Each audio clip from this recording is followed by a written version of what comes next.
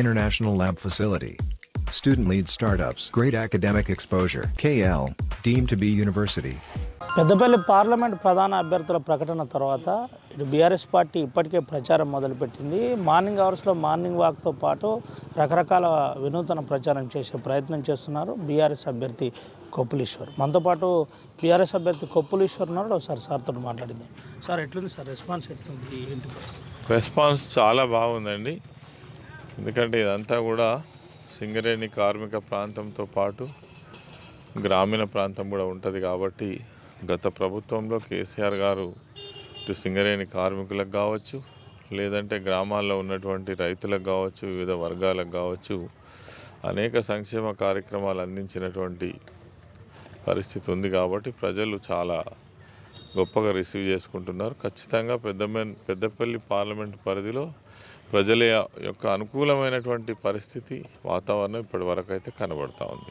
ప్రధానంగా కాంగ్రెస్ పార్టీ కాకా వెంకటస్వామి కుటుంబం నుంచి ప్రకటించిన పరిస్థితి గడ్డం వంశీకృష్ణ ఎవరితో పోటీ ఉండబోతుంది ఈసారి? అంటే పోటీ ఎవరితోటని కాదు కానీ గడ్డం వివేక్ కొడుకు ఎవరైతే ఉన్నారో మరి ఈరోజు అందరిలో ఒక చర్చ ఉంది.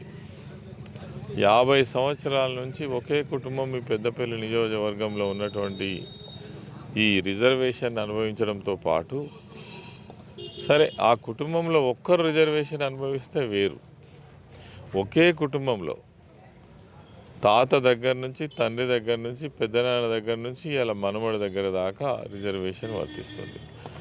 ఒకవేళ ఒకే రిజర్వేషన్ ఆ కుటుంబంలో ఇప్పుడైనా ఒకరు అనుభవిస్తే పెద్ద తప్పు పట్టుకోలేము. కానీ ఒకే పార్లమెంటు పరిధిలో ముగ్గురు ఒకే కుటుంబం నుంచి రిజర్వేషన్ అనుభవించడం ఎంతవరకు న్యాయం అనేది ఇలా ప్రజలు వేస్తున్న క్వశ్చన్. నిజంగానే ఈ ప్రాంతంలో ఎవ్వరు దళితులలో చదువుకున్న వాళ్ళు లేరా? పార్లమెంటుకు పోటీ చేయాలని ఆసక్తి ఉన్న వాళ్ళు లేరా? చాలామంది ఉన్నారు. ఇలా వాళ్ళ పార్టీ నుంచి చాలా పెద్ద మొత్తంలో తిరుగుబాటు వస్తున్నది. నిన్ననే ఢిల్లీకి వెళ్ళి వాళ్ళ అధిష్టానాన్ని కలిసి అక్కడ ధర్నా చేసి వాళ్ళ రిప్రజెంటేషన్ ఇచ్చి ఈ ఏవైతే ప్రకటించినటువంటి పేరును మార్చాలి, పార్టీ కోసం పనిచేసేటువంటి వాళ్ళం చాలామంది ఉన్నాం, మాకెందుకు అవకాశాలు ఇయ్యరని ఒకవైపు వాళ్ళ పార్టీ నుంచి రియాక్షన్ వస్తుంటే, ప్రజల నుంచి కూడా రియాక్షన్ వస్తుంటే కేవలం మరి వాళ్ళ అధికారం కావాలి, వాళ్ళ ఆస్తుల పరిరక్షణ కావాలి, అదేవిధంగా డబ్బులు ఉన్నాయి కదా అనేటువంటి దాంతో మేము ఎక్కడైనా ఏదైనా చేస్తామనేటువంటి ఆలోచనతోటి మాత్రమే వివేక్ ఈరోజు ఈ ప్రాంతంలో భయము భక్తి లేకుండా వ్యవహారం చేస్తున్నారు. ఇది ప్రజలు ఎంతవరకు జీర్ణించుకుంటారు, ఎంతవరకు దీన్ని రిసీవ్ చేస్తారు అనేది మనం చూడాల్సినటువంటి అవసరం ఉంది. అండ్ మీరు అన్నట్టుగా నిజంగానే వాళ్ళ కుటుంబ పరంగానే ముగ్గురు రిజర్వేషన్లు అనుభవిస్తున్నారు అంటున్నారు.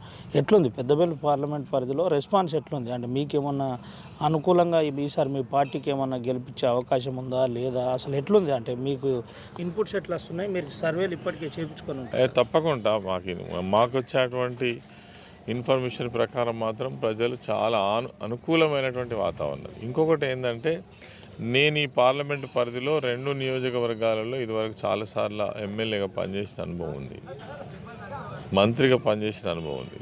స్వయంగా నేను సింగరేణి కార్మికుడిని. మా కుటుంబం అంతా కూడా సింగరేణి కుటుంబం. మా ఫాదర్తో పాటు మా 5 బ్రదర్స్ అంతా కూడా సింగరేణి కుటుంబం. ఈ ప్రాంతంతో సంబంధం ఉన్న వాళ్ళం, ఇక్కడనే చదువుకొని ఇక్కడనే పుట్టి పెరిగినటువంటి వాళ్ళం. కాబట్టి రేపు ఈ ప్రాంతం అభివృద్ధి కోసం కావచ్చు, లేదంటే ఈ ప్రాంతంలో జరిగేటువంటి ఏవైనా సంఘటనలకు కావచ్చు, వెంటనే స్పందించేటువంటి బాధ్యత ఎవరికి ఉంటుందంటే నిజంగా మాకే ఉంటుంది. కానీ ఎక్కడి నుంచో వచ్చినటువంటి వాళ్ళు అధికారం కోసమే ఏమైనా చేద్దామని వచ్చేటువంటి వాళ్ళకి ఇవేమి కనబడవు. ఎందుకంటే ఇప్పటి వరకు వివేక్ తిరగనటువంటి పార్టీ లేదు.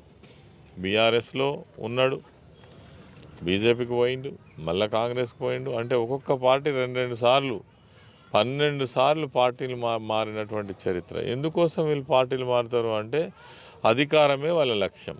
అది BRS party, BJP party, Congress party కాదు. వాళ్ళకి కావాలి అధికారం. అధికారం ఎందుకోసం అంటే ప్రజల కోసం కాదు, వాళ్ళ యొక్క ఆస్తుల పరిరక్షణ కోసం, వాళ్ళ బాగోగుల కోసం, లేదంటే వాళ్ళ కంపెనీలకు ఏ రకమైన ఇబ్బందులు రాకుండా ఉండడం కోసం మాత్రమే వాళ్ళకి అధికారం కావాలి. అందుకోసం వాళ్ళు బలవంతంగానైనా పోటీ చేస్తారు, బలవంతంగానైనా డబ్బులతోటి పెట్టి గెలుస్తారు, మళ్ళీ వాళ్ళ కోసం వాళ్ళు పనిచేస్తారు, మన కోసం పనిచేసేటువంటి వాళ్ళు కాదు. ఇంకో విషయం చెప్పండి సార్, కొప్పులీశ్వర్ భారత రాష్ట్ర సమితిలో సీనియర్ నాయకుడు, మీ పార్టీని చాలామంది పదవులు అనుభవించిన వాళ్ళు వదిలి వెళ్ళిపోతున్న పరిస్థితి, ఎట్లా రియాక్ట్ కాబోతున్నాడు తెలంగాణ ఉద్యమకారుడు కొప్పులీశ్వర్? నిజంగా కూడా ఒక రకంగా చాలా బాధ అనిపిస్తుంది. ఎందుకంటే ఈరోజు నాయకులలో కూడా ఇంత దారుణమైన మార్పు ఏదైతే ఉందో, ఇంత స్వార్థం ఏదైతే ఉందో, ఇది మంచిది కాదు. ఇలా కేశవరావు గారు ఉన్నారండి, ఉద్యమ సమయంలో ఒక సీనియర్ నాయకునిగా మరి కేసీఆర్ గారి దగ్గరికి వస్తే ఆయన చేరదీసి ఆయన సేవలు వాడుకొని ఆయనకు పార్టీలో కూడా కీలకమైన పదవి ఇచ్చి, అదే కాకుండా రాజ్యసభ 2 సార్లు కొనసాగించి ఇలా ఆయన వయసు 86 సంవత్సరాలు, వాళ్ళ ఇంట్లోనే వాళ్ళ కూతురికి మేయర్, వాళ్ళ కొడుకు రాష్ట్ర కార్పొరేషన్ చైర్మన్, ఆ కుటుంబానికి ఏం తక్కువ చేసినా మాకు అర్థం కాలేదు. ఇప్పుడు అధికారం మారంగానే అర్జెంటుగా 86 సంవత్సరాల వయసు కలిగినటువంటి ఆ మనిషికి ఏ ఆతురత వచ్చిందో, ఏ మారటం వచ్చిందో నాకైతే అర్థమవుతలేదు. అదేవిధంగా కడియం శ్రీహరి గారు డిప్యూటీ సీఎంగా మాలాంటి సీనియర్స్ ఉంటే కూడా, నిజంగా మేము నిజమైన ఉద్యమకారులు, మాలాంటి వాళ్ళు చాలామంది ఉంటాం, అయినా మాకంటే సీనియర్ అయినా కొద్ది అనుభవం ఉన్నవాడు ప్రభుత్వంలో ఉంటే బాగుంటుందని ఆ రోజు కేసీఆర్ గారు ఆలోచించి ఇంత అత్యున్నత గౌరవం ఇస్తే, ఇలా పార్టీకి ఇంత ఘోరమైన ద్రోహం చేయడం మీద చరిత్ర క్షమించదని అయితే నేను అంటున్నా. ఇటువంటి వాళ్ళను చరిత్ర క్షమించదు. ఇలా వేరే పార్టీలో పోయి వాళ్ళు పోటీ చేసిన ప్రజలు కూడా క్షమించరు. ఎందుకంటే వీళ్ళ దాదాపుగా వీళ్ళ మెంటాలిటీ ఏందో ప్రజలకు అర్థమైంది. అంటే నీకు పదవే కావాలి. నిజంగానే బీఆర్ఎస్ పార్టీ ఏం తప్పు చేసింది? తెలంగాణ రాష్ట్రాన్ని తీసుకురావడం తప్ప, ఉద్యమం చేయడం తప్ప, 10 సంవత్సరాలలో దేశంలో ఎక్కడ లేనటువంటి స్కీమ్స్ కానీ తర్వాత సంక్షేమ పథకాలు కానీ తీసుకొచ్చి ప్రజలకు అందించడం తప్ప, నీ కాంగ్రెస్ ప్రభుత్వం కావచ్చు, బీజేపీ ప్రభుత్వం కావచ్చు, ఈ దేశంలో బీఆర్ఎస్ పార్టీ కంటే ప్రభుత్వం కంటే గొప్పగా చేసినటువంటి ఒక్క రాష్ట్రం చూపిస్తే దేనికంటే దానికి. మరి వీళ్ళు ఎందుకు పోతున్నారో తెలియదు. పొంగనే అక్కడ ఏం భాగ్యం ఉన్నది అని తిందామని పోతున్నారో తెలియదు. ఇలా బీఆర్ఎస్ పార్టీ నుంచి వెళ్ళిపోయి ఏ పార్టీలో టికెట్ తీసుకొని పోటీ చేసినా ప్రజల నుంచి తీవ్రమైన వ్యతిరేకత వస్తుంది. మేము ఎందుకు ఈ తప్పు పని చేసినాము? ఎవరికైనా క్యారెక్టర్ ముఖ్యమండి. ఎన్ని రోజులు బతికినాం అనేది కాదు, ఎంత గొప్పగా బ్రతికినాం అనేది ప్రజలు కానీ ఎవరు కానీ సమాజం ఆలోచిస్తుంది. మరి అవన్నీ ఏం వీళ్ళకి పట్టినట్టు ఉన్నాయి. అందుకే ఇంత గొప్పగా గౌరవించిన ఆ శ్రీహరి గారి అమ్మాయికి టికెట్ ఇచ్చిండ్రు. నిన్నటి వరకు కడియం శ్రీహరి నేను ముఖ్యమంత్రి గారితో ఉంటాను, పవర్ ప్రజెంటేషన్ కాచి రకరకాల మాటలు మాట్లాడిన కడియం శ్రీహరి సడన్గా టర్న్అవుట్ చేసుకొని కాంగ్రెస్ పార్టీకి ఈరోజు ఢిల్లీకి చేరడానికి ప్రధాన కారణం ఏమై ఉంటుంది? అంటే నేనేమంటున్నా, వ్యక్తిగత స్వార్థమే. మంత్రి ఆఫరా? వ్యక్తిగత స్వార్థమే. వాళ్ళకి పోయినాక మంత్రి అవుతాడా, మన మొక్కుతాడా మనకు తెలియదు. కానీ ఇప్పుడు పోయిన వాళ్ళ సంగతి కూడా తెలుస్తలేదా? మా రామ్మోహన్ కూడా పోయిండు, టికెట్ ఇస్తాం రమ్మంటే పోయిండు, ఇవ్వకపోతే బజార్లో తిరుగుతుండి. ఇలా కనీసం ముఖ్యమంత్రి గారు అపాయింట్మెంట్ కూడా లేదనేటువంటి దురదృష్టకరమైన పరిస్థితి. అందుకే పెద్దలు ఏమంటారంటే పోయిన కాడనే వెతుక్కోవాలి అంటారు. నువ్వు ఏ పార్టీలో పనిచేసినావో ఆ పార్టీలో నీకు హక్కు ఉంటుంది, అదేవిధంగా అడిగేటువంటి అది ఉంటుంది.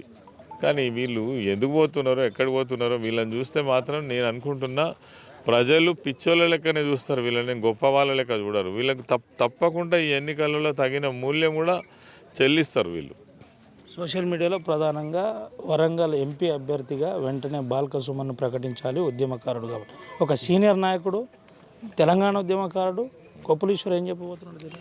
డెఫినెట్గా పార్టీ అవసరాల కోసం కొప్పుల ఈశ్వర్ కావచ్చు, బాల్క సుమన్ కావచ్చు, నీ అవసరం ఇక్కడ ఉన్నది అని అంటే ఎక్కడికంటే అక్కడికి ఏ పని అంటే ఆ పని చేయడానికి సిద్ధంగా ఉన్నటువంటి మేము ఉద్యమకారులం. ఆయన ఇక్కడ పోటీ చేయాలన్నా వద్దా పార్టీ నిర్ణయిస్తుంది. ఒకవేళ నిర్ణయిస్తే పోటీ చేస్తాడు. ఎంపీ అభ్యర్థిగా కొప్పులీశ్వర్ ఏం చెప్పబోతున్నాడు యాక్టివిటీ? ఈ ఎన్నికలలో తప్పకుండా బీఆర్ఎస్ను ఆదరించమని కోరుతున్నాం. ఎందుకు అనంటే మీరు చూసిండ్రు 10 సంవత్సరాల పరిపాలనలో ప్రజలకు ఎంత గొప్పగా సౌకర్యాలు అందించినటువంటి ప్రభుత్వం. ఈరోజు 3 నెలలు దాటినాకనే రాష్ట్రం అంతా అల్లకల్లోలం అవుతున్నది. రైతులు ఆత్మహత్య చేసుకుంటున్నారు. ఇప్పటికే 200 మంది రైతులు ఆత్మహత్య చేసుకున్నారు. అనేక పంటలు తగలబెట్టుకుంటున్నారు, పశువులను వదిలిపెడుతున్నారు. అన్నమో రామచంద్ర అనే పరిస్థితి ఉన్నది. బ్యాంకర్లు పోయి వాళ్ళ ఇండ్ల మీద బలవంతపు వసూలు చేస్తున్నారు. మరి ఇవన్నీ ఏం పట్టనట్టుగా ఈ ప్రభుత్వం ముఖ్యమంత్రి ఇంకా మీది నుంచి ఇగో పార్టీల నుంచి వలసలు ప్రోత్సహించడం, లేదంటే నిన్ననేమో బీఆర్ఎస్ పార్టీని నామరూపాలు లేకుండా చేస్తా అని మాట్లాడడం, ఇటువంటి అన్నీ జరుగుతున్నటువంటి తరుణంలో నేను ప్రజలకు కోరేది ఒక్కటే, ఈ నాయకులు కాదు ప్రజలు. ఉద్యమంలో తెలంగాణ రాష్ట్రాన్ని సాధించినటువంటి పార్టీ బీఆర్ఎస్ పార్టీ. 10 సంవత్సరాల అధికారంలో ఉంటే అన్ని వర్గాలను ఆదుకున్నటువంటి పార్టీ బీఆర్ఎస్ పార్టీ. ఈ నాయకులు వస్తుంటారు, పోతుంటారు. ఉద్యమానికి సంబంధం లేని వాళ్ళు కూడా ఆ రోజు అధికారంలో ప్రభుత్వంలో అవసరాల రీత్యా తీసుకున్నటువంటి వాళ్ళన్నారు. వాళ్ళకు ఉద్యమం యొక్క విలువ కానీ, తెలంగాణ రాష్ట్రం యొక్క విలువ కానీ, తర్వాత అధికారంలో ఉన్నప్పుడు మనం ఏం చేసినటువంటి విలువలు కానీ తెలియనటువంటి వాళ్ళే ఈరోజు వెళ్ళిపోతున్నారు తప్ప వాళ్ళ గురించి మీరు పట్టించుకోవాల్సిన అవసరం లేదు. బీఆర్ఎస్ పార్టీని ఆదరించండి. తెలంగాణ హక్కుల కోసం పోరాడే పార్టీ బీఆర్ఎస్ పార్టీ. ఈ ప్రాంతం కోసం ఆరాటపడేటువంటి పార్టీ బీఆర్ఎస్ పార్టీ. ఈ రాష్ట్రంలో ఏమైనా మంచి జరిగితే సంతోషించేటువంటి ప్రభుత్వం పార్టీ కానీ నాయకులు కానీ కేసీఆర్ కానీ మా అటువంటి ఉద్యమకారులే తప్ప. అందుకోసమే ఈ ఎన్నికలలో తప్పకుండా బీఆర్ఎస్ పార్టీని ఆదరించమని కోరుతాం. ఇది పరిస్థితి. ప్రధానంగా తెలంగాణ ఉద్యమం గురించి లేని వారు, తెలియని వారు పూర్తిగా పార్టీలు మారుతున్నారు, విలువలు లేని వారే మారుతున్నారు. ప్రజలందరూ ఒక పర్ఫెక్ట్ ఆలోచనతోటి బీఆర్ఎస్ పార్టీని ఆదరించాలని చెబుతున్న పరిస్థితి. పార్టీ వీడి వెళ్తున్న వారికి ఇప్పటికే బీఆర్ఎస్ పార్టీ అన్నీ చేసింది కాబట్టి ఖచ్చితంగా కనీసం ఆలోచించి ఏం తక్కువ చేసిందో చెప్పాలని చెబుతున్న పరిస్థితి కనబడుతుంది. సుమంతరావు, వినాయక్, RTV, ఆదిలాబాద్. మరిన్ని వీడియోస్ కోసం ఛానల్ ని సబ్స్క్రైబ్ చేయండి. లేటెస్ట్ అప్డేట్స్ కోసం వాట్సాప్ ఛానల్ ని ఫాలో చేయండి. అండ్ లింక్ డిస్క్రిప్షన్ లో ఉంది.